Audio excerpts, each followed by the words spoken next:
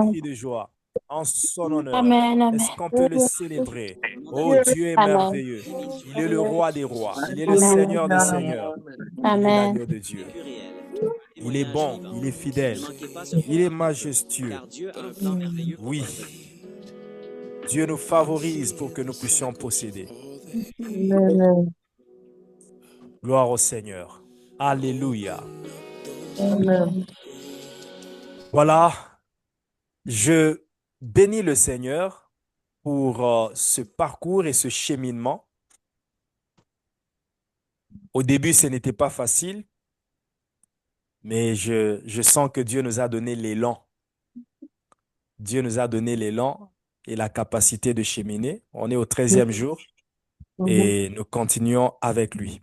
Alors, ce soir, nous avons le privilège de recevoir une maman très formidable, très merveilleuse que Dieu utilise, à qui Dieu donne de l'inspiration. Je l'ai suivie à peu près 2 reprises et surtout, j'ai eu le temps de parcourir le livre qu'elle venait de publier. J'ai senti la profondeur qu'il y a. J'ai senti la connaissance qu'elle a partagée et c'est une bénédiction pour le corps du Christ. Elle est femme de pasteur. Elle accompagne un très grand ministère que dirige le pasteur Bertrand Nzeza. Donc, nous avons le privilège d'accueillir ce soir maman Inès Kabissoso.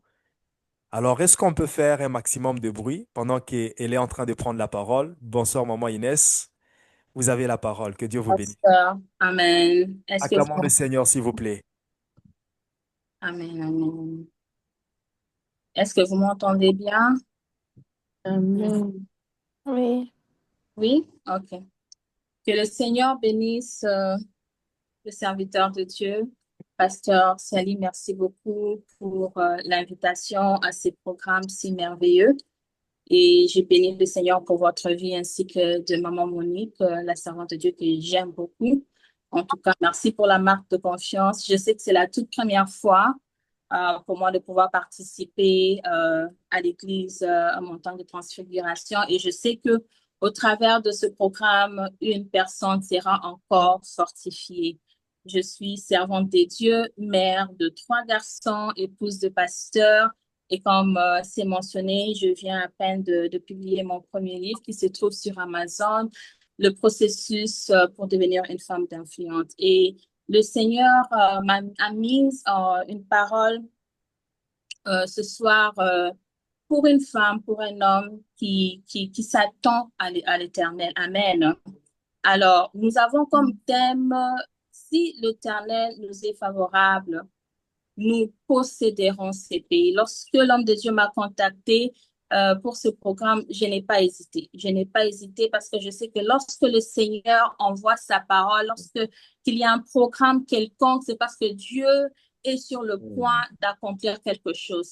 Ça dépend de toi. Tu dois être disposé pour recevoir ta part. Et vraiment, nous allons lentement, mais sûrement vers la fin de ces programmes. Peut-être que tu es déjà fatigué, peut-être que tu te poses toujours des questions, mais ce soir, moi, je suis venue rebooster quelqu'un, rebooster la foi de quelqu'un, te dire encore que la faveur de Dieu existe, la faveur de Dieu est là pour ta vie. Et j'aimerais que tu puisses dire avec moi ce soir, je suis porteuse de la faveur de Dieu. Je suis porteur de la faveur des dieux. Je suis porteur de la faveur de Dieu. Amen, amen. Et c'est ça que j'aimerais proposer comme sous-thème. J'aimerais que vous soyez un peu patient envers moi ce soir. Je vais aller lentement, mais je sais que le Seigneur va parler à quelqu'un ce soir. Hier, nous avons été sérieusement bénis par l'homme de Dieu, le pasteur Billy. Et lorsque je regardais le programme, je me dis, ah, pasteur, vous m'avez mis juste après pasteur Billy, ça vraiment, comme on dit à Lingala, aussi touche parce que là, ça c'est une profondeur. En tout cas, je ne sais pas si je serai à la hauteur de pasteur Billy, mais je sais qu'il y a une parole pour quelqu'un ce soir. Alors, nous avons notre verset de base. Nous allons prendre notre Bible dans le livre de Nombre, chapitre 14, au verset 8. La Bible nous dit, si l'Éternel nous est favorable, Il nous mènera dans ces pays et nous le donnera. C'est un pays où coule le lait et le miel. Et lorsque j'étais en train de lire ces passages, je me suis dit, ça c'était Josué et Caleb qui parlaient lorsqu'ils ont eu à parcourir Canaan. Ils étaient envoyés comme des espions. Je pense tout a déjà été dit jusqu'à date. Je me posais la question, est-ce qu'ils étaient conscients que cette faveur, qu'ils avaient déjà la faveur de Dieu, parce que cette faveur n'avait pas commencé lorsque les enfants d'Israël étaient sortis de l'Égypte?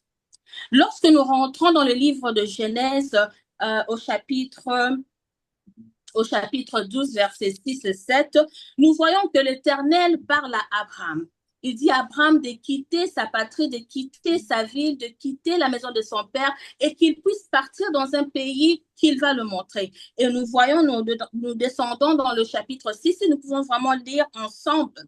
La Bible nous dit, Abraham, à partir du verset 5, Abraham prit Sarai, sa femme, et Lot, fils de son frère, avec tous les biens qu'il possédait et les serviteurs qu'ils avaient acquis à Charan. Ils partirent pour aller dans le pays de Canaan et ils arrivèrent au pays de Canaan. Abraham parcourut le pays jusqu'au lieu nommé Sichem, jusqu'au chêne de Morée. Les Cananéens étaient alors dans ces pays. Alors je me pose la question, je me dis, mais ces pays étaient déjà occupés. Cette promesse ou cette faveur avait déjà été faite bien avant que les enfants d'Israël ne sortent de l'Égypte, bien avant que les espions puissent aller à Canaan et rapporter ramener le rapport à Moïse.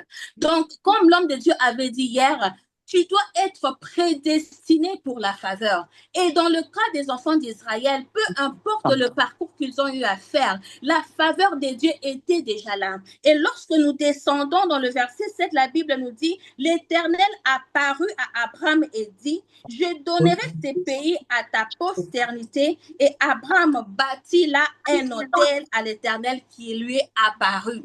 Donc, il y avait déjà un autel qui avait été bâti pour cette faveur, pour ces pays, afin de pouvoir le posséder. Bien-aimé, tu dois, comme je crois qu'il y avait un homme de Dieu qui a dit, tu dois changer ta mentalité. Tu dois comprendre qu'est-ce que le Seigneur veut faire dans ta vie. Tu dois, bien-aimé, être capable de palper ou de saisir ce que le Seigneur veut faire. Amen. Les enfants d'Israël étaient, je peux dire, par rapport à ces passages, peut-être qu'ils n'étaient pas conscients que cette promesse avait déjà été faite et un autel avait déjà été bâti. Donc, tu es déjà prédestiné à la faveur. Tu es déjà prédestiné à la grandeur. Tu es déjà prédestiné à de grandes choses. C'est à toi de comprendre que cette faveur ne date pas d'aujourd'hui. Ce n'est pas parce que la prophétie a été dite aujourd'hui que cela a été prise en considération en ce jour-là. Mais la Bible nous dit, nous allons lire dans le livre de Psaume 139, la Bible nous dit, quand j'étais qu'une masse informe, tes yeux me voyaient et sur ton livre était tout inscrit. Le jour qui m'était destiné avant qu'aucun d'eux existait.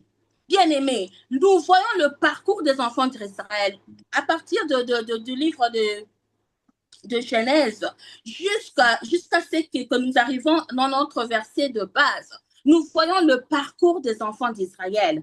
Bien-aimé, j'aimerais te dire ce soir, la faveur de Dieu n'exclut pas le processus. Amen. La faveur de Dieu n'exclut pas le combat. La faveur de Dieu n'exclut pas la conquête. La faveur de Dieu, bien-aimé, il y a une servante qui m'a dit une fois, la volonté ou la faveur de Dieu peut même te faire pleurer. Mais cela n'annule pas ce que Dieu a dit sur ta vie. J'aimerais encourager une femme et un homme ce soir pour que tu prennes conscience qu'il y a une parole qui a été prononcée sur ta vie. C'est pour cela que je commençais mon message par dire en disant que tu es porteur ou porteuse d'une sémence. Une personne qui a une sémence, peu importe les étapes de la vie, peu importe les tempêtes de la vie, ils ne peuvent pas avorter cette promesse. Ils ne peuvent pas avorter cette sémence jusqu'à ce qu'elle arrive à terme. Amen, amen. Amen, amen. Est-ce que je parle à quelqu'un? Amen.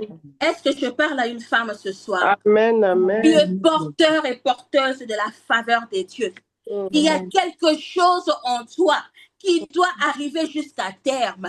Et Amen. c'est pour cela que ce programme a été vraiment prophétique. Parce que c'est Dieu qui a voulu nous emmener dans une nouvelle dimension. Dieu a voulu, bien aimé, nous introduire dans une nouvelle saison. Et lorsque j'étais en train de lire le passage de la Bible, nous allons retourner dans le livre de Genèse au chapitre 15. Au chapitre 15, à partir du premier verset, la Bible nous dit ceci. Après ces événements, la parole de l'Éternel fut adressée à Abraham dans une vision.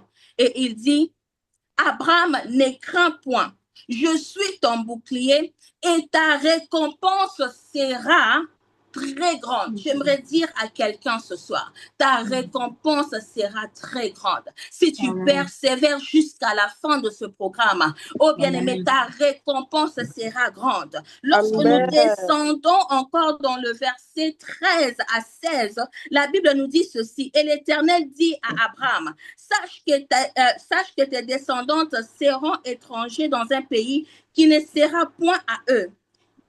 Ils y seront asservis et on les opprimera pendant 400 ans. Mais je jugerai la nation à laquelle ils seront asservis et ils sortiront ensuite avec de grandes richesses. Toi, tu iras en paix vers tes pères et tu seras enterré en une heureuse vieillesse. À la 4e génération, ils reviendront ici. Ils reviendront ici. Là, nous parlons du parcours des enfants d'Israël. 400 ans, ils étaient esclaves en Égypte. Mais la promesse était là. La faveur était là. Ils ont eu à passer de moments extrêmement difficiles. Mais cela n'a pas annulé la faveur de Dieu dans leur vie. Peu importe l'opposition qui peut se tenir au-devant de toi, sache que tu as déjà été prédestiné à la grandeur. Amen. J'aimerais donner un petit témoignage. C'est de la semaine passée, durant ce programme, pendant que nous étions en prière, si je ne me trompe pas, le vendredi,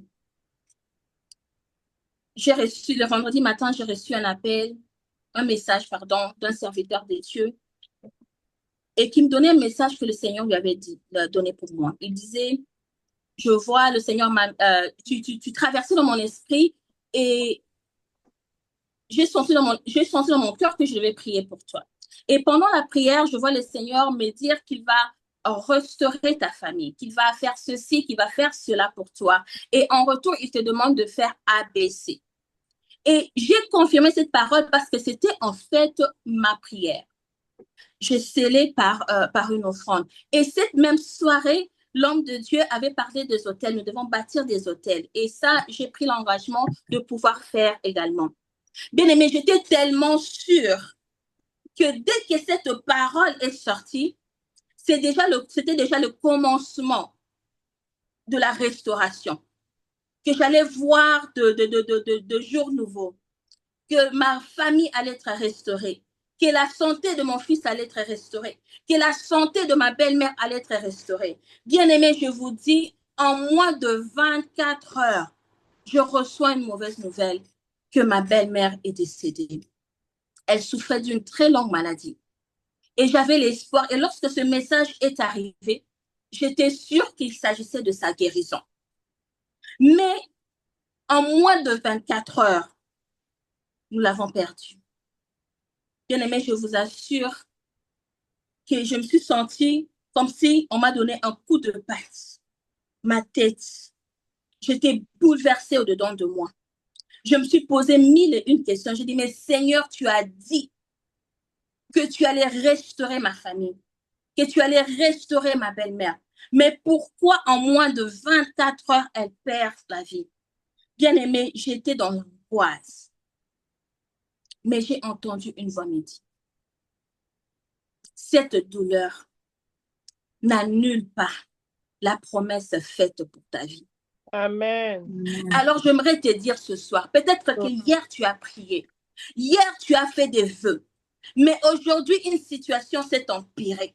Aujourd'hui, tu as perdu ton mariage. Aujourd'hui, tu as perdu ces contrats. Aujourd'hui, tu as perdu cet emploi. Aujourd'hui, les choses se sont empirées dans ton mariage. Mais j'aimerais te dire ce soir que cette douleur n'exclut pas ou n'annule la faveur de Dieu sur ta vie. Amen. Tout ce que le Seigneur a promis s'accomplira. Parce que toi, tu es porteuse d'une promesse. Tu es porteuse d'une sémence. Tu es porteuse de la grandeur. Et même si, bien-aimé, tout s'écroulait ce soir, sache-le que la promesse est là. Amen. Tu es prédestiné à la grandeur. Alléluia. Alors, essuie tes larmes. Sèche tes larmes. Ces larmes-là que personne ne connaît. Ces problèmes-là que personne ne peut, tu ne sais même pas par où commencer à l'exprimer. Sache que le Seigneur a une parole pour toi. Alléluia. Te reconforte. Tu es porteuse d'une sémence. Et tu n'avorteras pas cette sémence. Amen. Tu n'avorteras pas le plan de Dieu pour ta vie.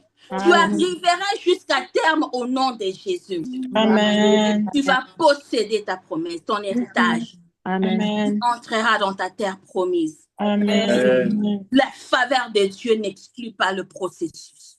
La faveur de Dieu n'exclut pas le parcours. La faveur de Dieu n'exclut pas le combat. Amen. Mais une chose est certaine, Dieu est avec toi. Amen. Dieu est avec toi. Peu importe les oppositions.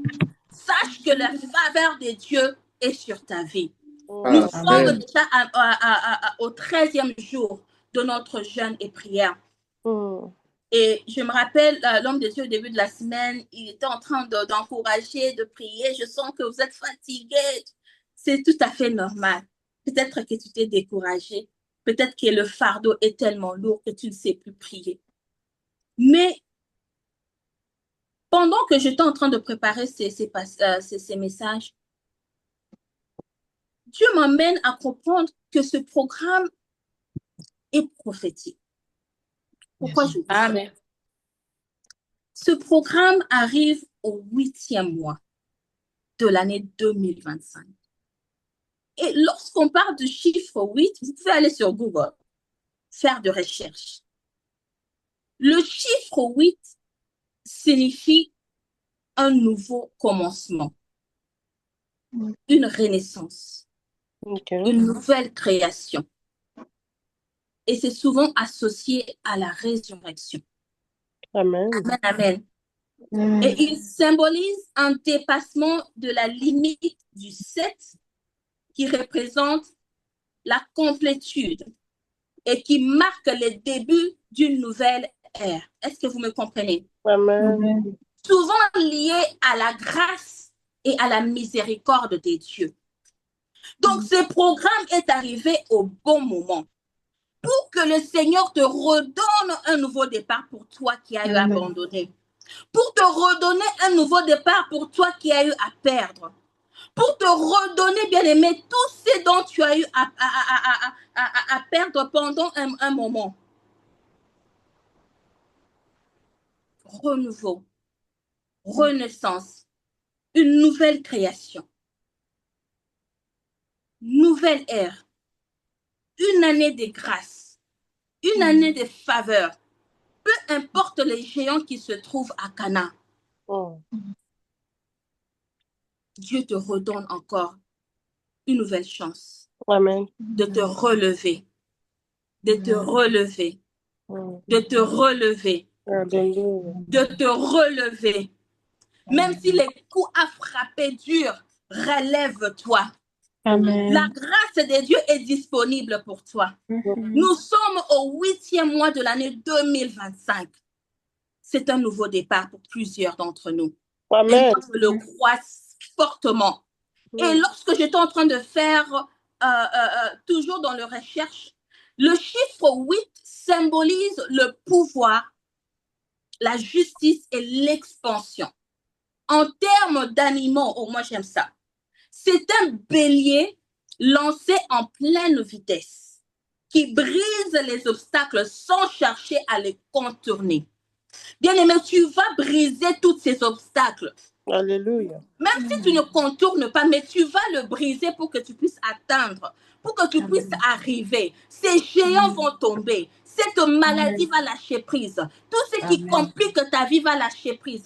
Dans ton ministère, bien-aimé, tu vas percer. Même si aujourd'hui, il n'y a pas de salle. Même si aujourd'hui, les gens s'en moquent. Même si aujourd'hui, les gens te mettent sur miniature, comme on dit sur TikTok. Mais sache-le que toi, tu es un bélier. Tu vas monter. Tu vas percer. Tu vas briser les obstacles qui t'empêchent, bien-aimé, de saisir ta faveur. Tu vas percer. Amen. Tu vas percer. Amen. Tu vas percer. Amen. Tu vas percer. Amen. Je dis à une femme et à un homme, tu vas percer. Je Tu vas reçois. briser les obstacles. Amen. Tout ce qui Je le empêche reçois. ta famille, tout ce qui empêche tes parents. Mais parce que toi, tu as la faveur de Dieu. J'aime ce que l'homme de Dieu avait dit. Ce n'est pas donné à tout le monde. Mais toi, tu es une exception. Tu briseras ces obstacles. Tous ces célibats qui a dérangé ta famille, tu briseras ces obstacles. Yes. Parce que toi, tu es Amen. une de Dieu ne s'émence. Tu n'avorteras pas ce que Dieu a placé au-dedans de toi. Amen. Amen, amen. Amen. Est-ce que je parle à une femme ce soir, à un homme ce soir? Amen. Et le Seigneur m'amène aussi à voir quels sont les symptômes lorsqu'on parle de porter une sémence. On peut donner exemple comme une femme enceinte. Dieu m'amène là aussi. Vous voyez, parfois, il faut un peu sortir. Et c'est un peu, parce que la Bible nous dit que la nature nous enseigne.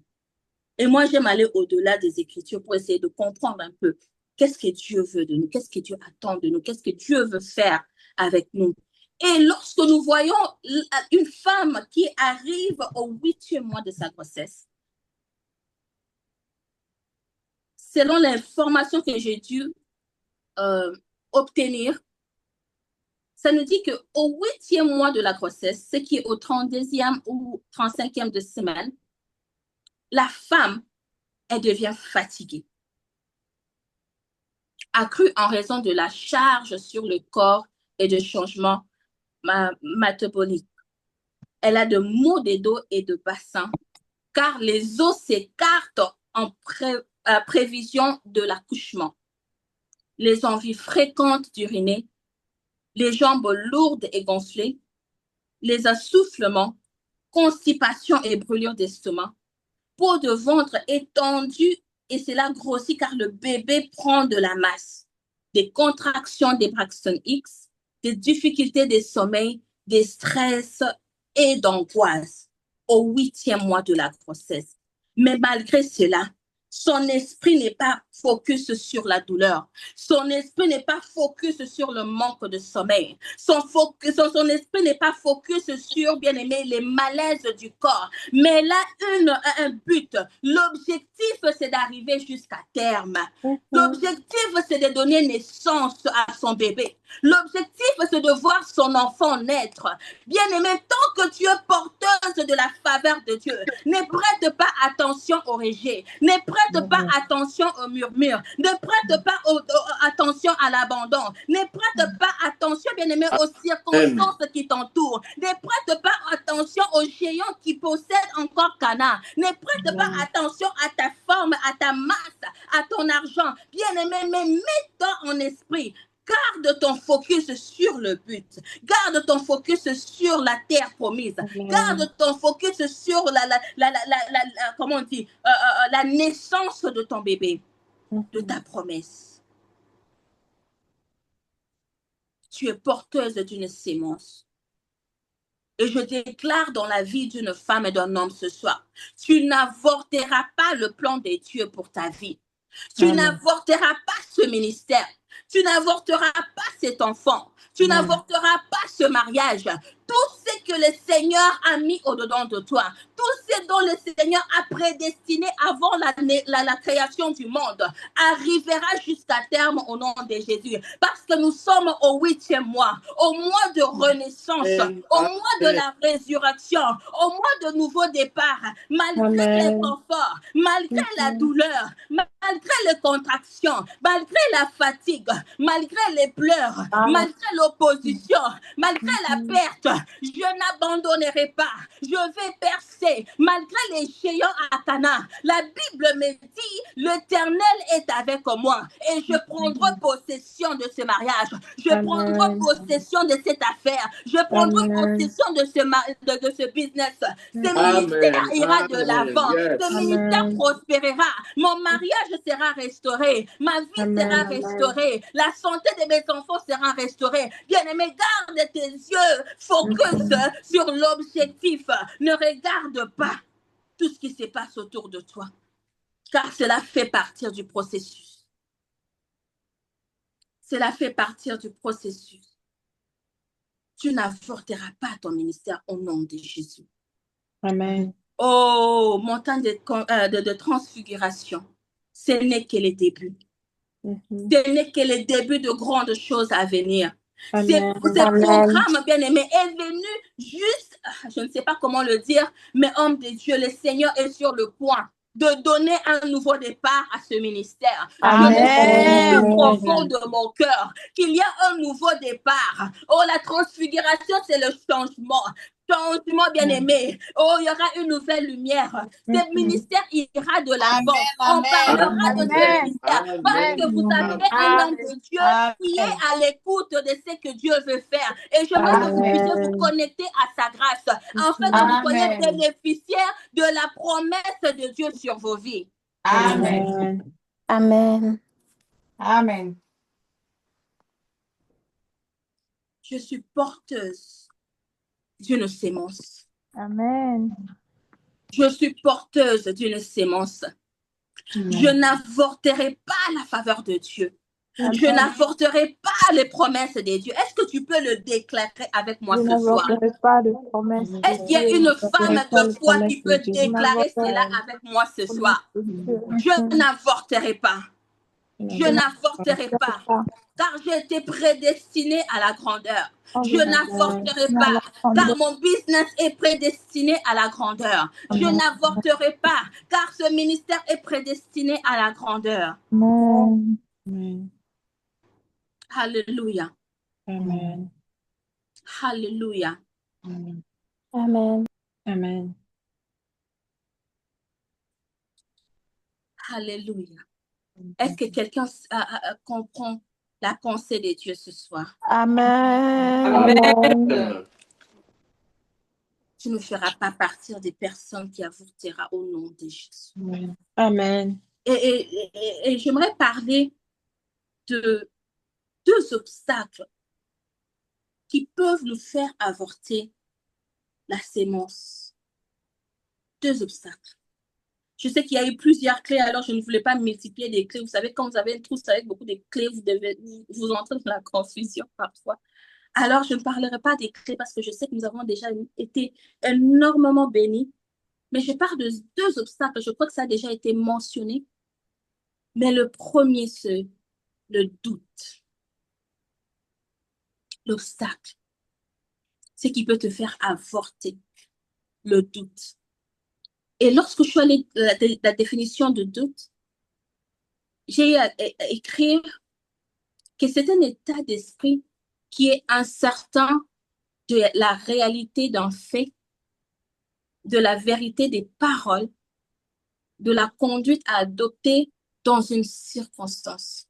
Le doute. Un état d'esprit qui est incertain de la réalité d'un fait. 2e obstacle, c'est la peur. Est-ce que quelqu'un peut dire avec moi la peur? La peur. La peur est une émotion qui accompagne la prise de conscience d'un danger ou d'une menace. C'est un sentiment d'angoisse qui éprouve en présence ou à la pensée d'un danger réel ou supposé, d'une menace spécifique et identifiable. La peur est une émotion qui accompagne la prise de conscience d'un danger. Et là, nous le voyons dans notre passage, si nous allons plus loin, dans le livre de Nombre, chapitre, dans notre verset de base, à partir du chapitre 13, verset 27, la Bible nous dit, « Voici ce qu'ils racontèrent à Moïse. Nous sommes allés dans le pays où tu nous as... dans le pays où tu nous as envoyés. À la vérité, c'est un pays où coule le lait et le miel, et en voici le fruit. Mais le peuple qui habite ces pays est puissant. Les villes sont fortifiées, très grandes. Nous y avons vu des enfants d'Anak. » Et si vous allez plus loin dans le verset 31, la Bible nous dit, « Mais les hommes qui étaient allés avec lui dirent, nous ne pouvons pas monter contre ce peuple car il est plus fort que nous. » Et ils décrivent devant les enfants d'Israël le pays qu'ils avaient exploré. Ils dirent, le pays que nous avons parcouru pour l'explorer est un pays qui dévore ses habitants. Tous ceux que nous y avons vus sont des hommes d'une haute taille. Et nous avons vu les géants, enfants d'Anak, de la race des géants. Nous étions à nos yeux et aux leurs comme des sauterelles. La réalité était là. Ils ont vu ce qu'ils ont vu, mais ils ont laissé le doute s'installer et la peur, tout en oubliant qu'ils avaient la faveur de Dieu sur leur vie. Bien-aimé, la faveur de Dieu ne dépend pas de ce que tu vois. La faveur de Dieu ne dépend pas de ce que tu vois. Parce que lorsqu'une parole a été prononcée, elle ne retourne pas sans avoir accompli la mission pour laquelle ça a été envoyé. Et cette parole avait déjà été donnée à Abraham. La Bible nous dit dans le livre de Genèse que lorsque l'Éternel a dit à Abraham que je donne ce pays à ta postérité, la Bible nous dit que Abraham eut confiance à l'Éternel. Il faisait confiance à la parole de l'Éternel. Lorsque Dieu dit un mot, bien-aimé, la chose arrive. Lorsqu'il leur donne, bien-aimé, cela va exister. Peu importe le géant de ta famille, lorsque Dieu dit un mot, la chose arrive. Lorsque Dieu dit que ce mariage est à toi, la chose arrivera. Peu importe le géant de ta famille. Mais tu dois enlever le doute et la peur. Car la peur, bien-aimé, ça magnifie les obstacles. Ça rend les obstacles plus grands. Et pourtant, aux yeux de Dieu, c'est petit. La peur, bien-aimé, c'est l'ennemi de la foi. La peur et le doute, c'est l'ennemi de la foi. Tu dois avoir confiance à l'Éternel. Que toutes les paroles prononcées sur ta vie auront de l'effet. Parce que toi, tu as été prédestiné. Et tu portes en toi une sémence qui doit arriver jusqu'à terme. Amen. Tu dois posséder ta terre. Amen. Tu dois posséder ton héritage. Yes. Tu dois acquérir ses biens. C'est pour cela que j'aime l'attitude de Caleb et de Josué. Ils disent, ne les craignez point, parce qu'ils avaient la certitude que l'Éternel sera avec eux. Ils ont vu le prodige que Dieu a opéré en Égypte pour les enfants d'Israël. Alors, face aux géants, tu penses qu'il ne le fera pas? Certainement, il le fera. Bien-aimé, lorsque tu regardes le parcours de ta vie, moi, je disais à une servante de Dieu, lorsque je regarde ma vie, je rentre en arrière. Face à toute opposition, face à tout combat que j'ai eu à rencontrer dans ma vie, je n'ai encore perdu aucune bataille. La preuve en est que je suis encore là. La preuve en est que tu es encore là. Tu es tombé, mais tu t'es relevé parce que Dieu est avec toi. Alors enlève la peur, bannis la peur, le doute, bien-aimé, et active ta foi face à la promesse de Dieu sur ta vie. Amen, amen. Amen. Amen, amen. Amen. La peur Amen. magnifie les obstacles. La peur magnifie les obstacles, mais la foi, bien-aimé, magnifie la promesse. Magnifie la promesse. Amen. Alors, je voudrais, bien-aimé, t'encourager ce soir, te booster ce soir. J'aimerais encourager une personne qui est sur le point d'abandonner. N'abandonne pas parce que tu es presque à terme. Bien-aimé, lorsque tu montes au sommet, ça devient de plus en plus difficile. Tu te fatigues. Mais j'aimerais te dire ce soir, n'abandonne pas. La faveur de Dieu est sur ta vie. Amen. La faveur de Dieu est sur la vie de tes enfants. Amen. La faveur de Dieu est sur ton mariage. Amen. Continue à te battre, bien-aimé, jusqu'à ce que tu ne palpes ce que Dieu t'a promis. Amen. J'aimerais que tu puisses ouvrir ton micro. J'aimerais que tu commences à rendre gloire à Dieu pour les promesses que tu verras, pour l'accomplissement déjà de ses promesses. Parce que tout ce que lui dit, c'est oui et amen. Aucune puissance ne peut s'opposer à notre Dieu. On l'appelle le Dieu des armées, celui qui ne recule dans le combat. Face aux géants bien-aimés qui se trouvent à Cana, face aux géants qui occupent encore ta terre, bien-aimé, l'Éternel des armées lui-même combattra pour toi. Est-ce que tu peux élever ta voix? Est-ce que tu peux commencer à rendre grâce à Dieu pour les victoires remportées, pour les combats, bien-aimés, que tu vas remporter? Est-ce que tu peux commencer à élever ta voix? Est-ce que tu peux ouvrir ton micro? Commencer à élever ta voix ce soir. Commence à rendre grâce à Dieu pour cette parole. Commence à rendre grâce à Dieu, car tu n'avorteras pas ta sémence. Commence à rendre grâce à Dieu, car tu arriveras jusqu'à terme. Aucune personne en ces lieux n'avortera ce que le Seigneur a promis pour eux. Aucune puissance sur cette terre ne pourra s'opposer à la parole dite par Dieu. Est-ce que tu peux commencer à rendre gloire à Dieu? Commence à dire merci à Dieu. Commence à bénir le nom de l'Éternel. Commence à élever ta voix. Commence à rendre gloire à tes dieux. Seigneur, nous bénissons ton nom. Mais Seigneur, nous te lèvons, nous te glorifions. Nous te disons merci, éternel Père de gloire, car nous entrons, Papa, en possession de notre territoire. Nous entrons en possession de notre héritage. Je dis merci, Seigneur, car aucune position, Papa, ne peut annuler ta promesse pour ma vie, ne peut annuler ta faveur sur ma vie, ne peut annuler ta main sur ma vie. Je te dis merci, éternel Père de gloire, pour ce nouveau départ. Je te dis merci, éternel Père de gloire, pour cette résurrection. Je te dis merci, éternel Père de gloire, car je prends, je j'arriverai jusqu'à terme au nom puissant de Jésus. Et Papa, nous bénissons ton Seigneur au nom puissant de Jésus. Nous te bénissons, Papa, au nom de Jésus-Christ. Alléluia. Nous bénissons ton Seigneur éternel, mon Dieu. Bien-aimés, nous allons encore prier le Seigneur. Nous avons parlé, nous avons dit que la peur ou le doute est un état d'esprit qui est incertain de la réalité d'un fait. C'est de la vérité des paroles ou de la conduite adoptée dans une circonstance. Et que la peur, bien-aimée, est un sentiment d'angoisse éprouvé en présence d'un danger qui est réel ou supposé. Bien-aimé, parfois le danger n'est pas si grave que ça, mais tellement que tu l'as déjà mis en esprit, c'est là, bien-aimé, t'as repoussé, cela a fait que tu as avorté, cela fait que tu as abandonné, cela fait que tu as divorcé. Mais aujourd'hui, j'aimerais que tu puisses prier avec ce passage. 2 Corinthiens 10, 5.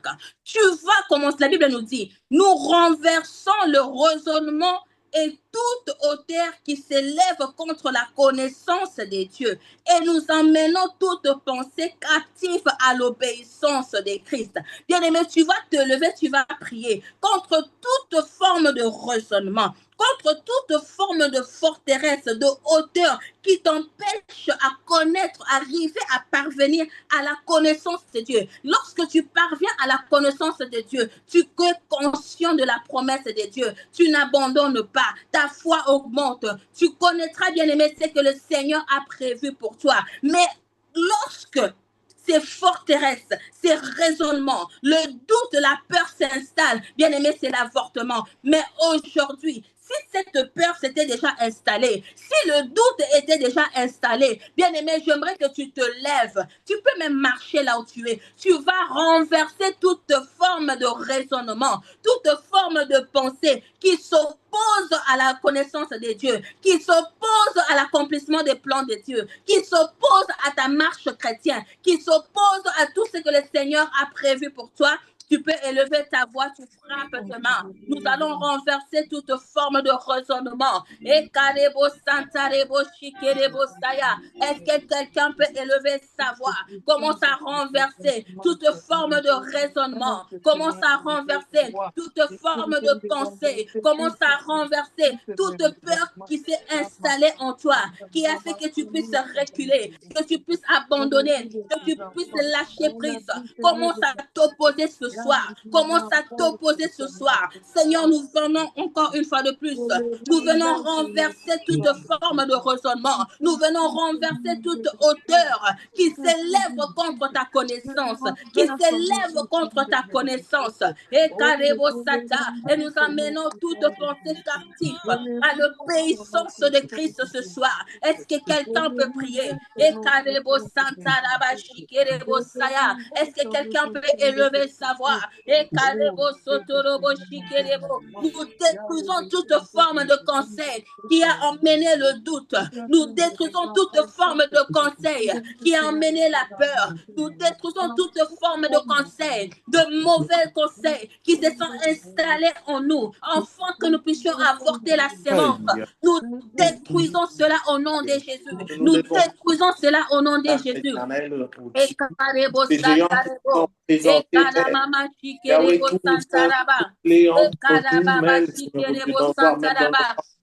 Nos cœurs, au nom puissant de Jésus, au nom de Jésus, alléluia. Bien-aimés, nous allons encore prier, nous allons faire cette dernière prière. La Bible nous dit que la vie et la mort sont au pouvoir de la langue. J'aimerais que tu puisses déclarer avec moi ce soir que je n'avorterai pas la mission de Dieu, que je n'avorterai pas la sémence en moi, que tu vas commencer à déclarer des paroles de vie, tu vas commencer à déclarer des paroles qui vont te propulser vers l'accomplissement des dieux, de promesses de Dieu. Est-ce que quelqu'un peut élever sa voix et crier au nom de Jésus? Et Karebo Santa, la vie et la mort sont au pouvoir de la langue. Commence, bien-aimé, à déclarer des paroles. Je n'avorterai pas la sémence. J'arriverai jusqu'au bout. J'arriverai jusqu'à terme. Et c'est là au nom de Jésus. Car je suis fille et fils de promesse. Je déclare ce soir que la faveur de Dieu est sur